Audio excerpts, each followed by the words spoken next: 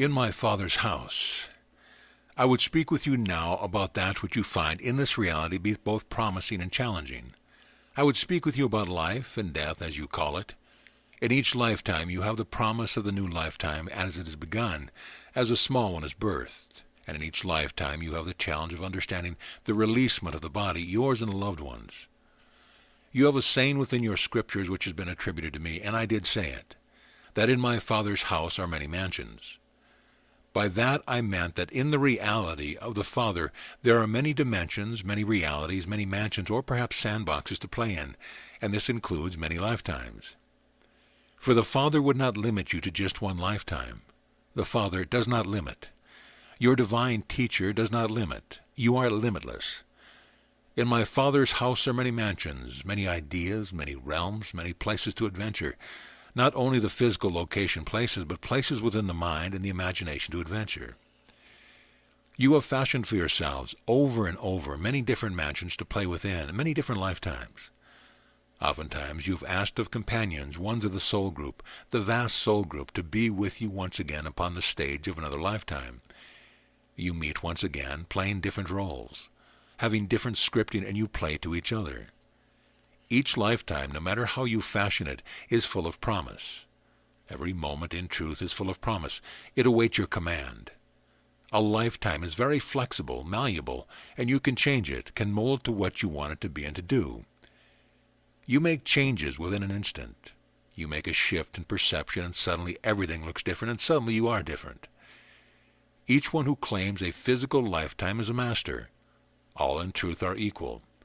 All are of the Father from before time began. All have their own choices and desires to fulfill. Some will fulfill what they see a lifetime purpose to be in a short time. Some will garner many years to themselves before they release the body. There is no judgment as to whether one releases the body at what would be seen as an early time or a later time. It is not to be said that some are more efficient, therefore they get done faster, and that there is value judgment in that. And there is not a value judgment that says those who release the body at an early age have lost anything, because in truth, you cannot lose anything. One comes into a lifetime with a generalized pattern of a goal, a purpose of that lifetime, within a broad generalization. Within that broad generalization there is very much room for improv and specifics, because the Holy Child is creative at all times. But for each and every one who desires and claims a lifetime, there is an overall goal, certain issues perhaps to be seen in holiness, to be understood, to be known intimately to the place of completion. It is said that you come into the world alone and that you exit the world alone, but that is not true. You do not come into the world alone. There are many angels attending the birth of every small one, and there are many angels attending every step of your lifetime.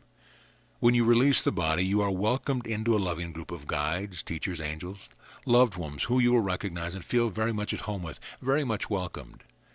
You have had some of counting of this, which ones have had the near-death experience, where they have felt such a welcome, such a peace, such a joy that when they were given instructions that perhaps it was not quite time to release the body and they must go back, there was not a desire to come back to the physical lifetime. When the focus upon the body is released, there is a welcoming by ones you will recognize. I will be there, and you will recognize me. The loved ones who have released the body ahead of you as you measure time will be there to meet you.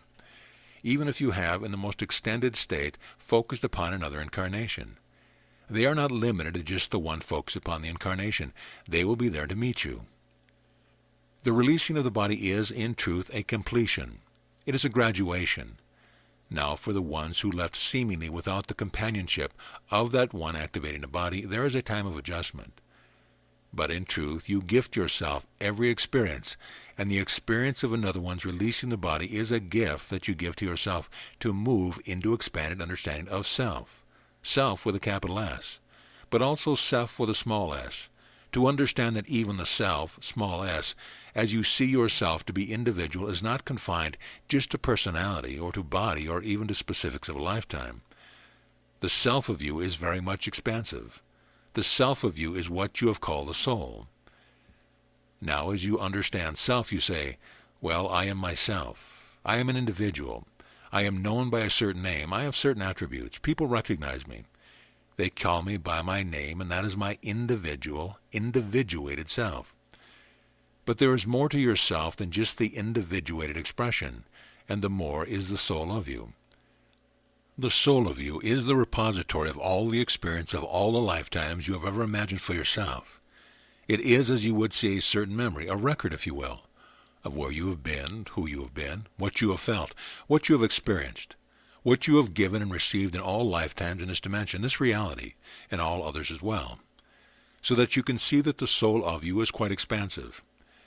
As you follow the soul back further in the stream of beingness, you come to spirit, the divine isness of you, out of which you have fashioned the soul, and out of which you have fashioned the individuated expression. To put that in another way, there is the isness of you which you cannot even comprehend. It cannot be conceptualized. The isness just is. Within the vastness of isness, of being, you as the creative one, the child of the one creator, not separate from, but as an ongoing extension of the vast isness, the creative isness, have fashioned a consciousness which you call the soul, which you call yourself. The soul, then, is who and what you have ever been, who and what you will ever be. You keep adding to it, and who and what you know yourself to be in the present moment, which allows you to come to the most miraculous singular focus, to this individuated experience which you call yourself right now. Many have asked what the soul is. Many have asked what the difference between spirit and soul is. You are spirit, and out of spirit you have fashioned for yourself seemingly unique experiences which you claim for yourself. And I say seemingly, because you are as a drop of water in the ocean which sees itself to be separate as a drop of water, and yet it is the ocean as well. But for the experience and the expression of a unique consciousness, you have fashioned a soul history for yourself. Most wonderful. That is why there are ones who know me in a certain incarnation as one Jeshua, others know me by other names, Sananda, Rajpur, Archangel Michael. Am I all of these one? Yes, as you claim for yourself a certain lineage of soul history. There is a most wonderful promise which you made to yourself from before time, because time is a relatively new thing to speak of within the concept of time. It is a relatively new thing. It is not within all dimensions, it is not within all realities, but it is within this one. Before time, before you even thought that there might be process, a beginning, a middle, and an end that would be marked off as time, you made a promise to yourself, and the promise was to go where no consciousness had yet gone, to know creation in its holiness, in its wholeness, all of it, and to, in truth, live to the fullest. Whether it be activating a body or not, that is not important. What is important is awareness. It is consciousness. It is the isness, divine isness. Whether you do that with a body or whether you do that without the pleasure and or hindrance of the body, in truth, matters not. Life is full of promise, full of gifts. Death, as you look upon it, is also full of promise and full of gifts. I would have you understand more fully the process of life and death, for truly, you have come through many lifetimes where you have been born and where you have released the body, where you have been the small one who brought great joy to a family, where you have been the small one who brought great consternation to the family. You have been the aged wise one who is revered, and you have been the aged wise one who has been the outcast. In other words, you have lived all of the scripting. The point I am making is that you have known life and seeming death over and over to a place where you come in this lifetime wanting to truly understand, not to hold the death idea away from you, saying, I'm not going to look at it because I'm afraid of it. Maybe it won't happen. Well, I have news for you. It does happen. It will happen. It comes right to your consciousness. But the gifting in it is to know that you have invited it to come, to know that you are strong enough because you have invited it, to deal with it and to gain from it and to be in joy about it, to celebrate each passing birth and death as a graduation. What you are striving to do as the whole holy child is to come to a balance and understanding that the birthing is a gifting and the releasement is a gifting, and that life itself is eternal. It is ongoing. This point of reality, wonderful though it is not the only point of reality. In my Father's house are many mansions.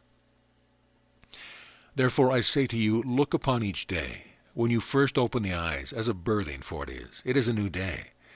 You are as a new person as you open the eyes the first thing in the morning.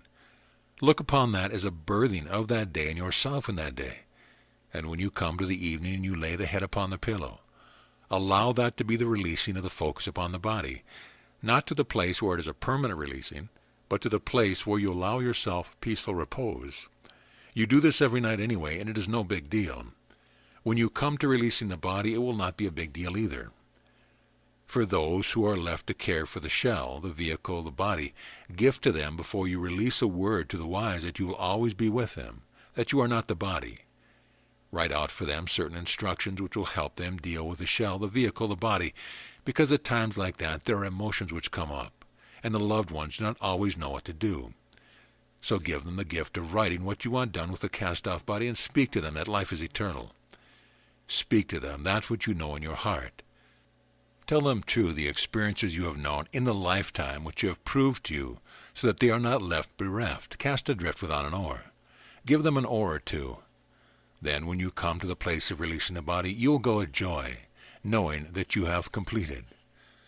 Wonderful, beloved, holy child of the Father, celebrate life, celebrate death, celebrate the self, and know that always you are loved. So be it.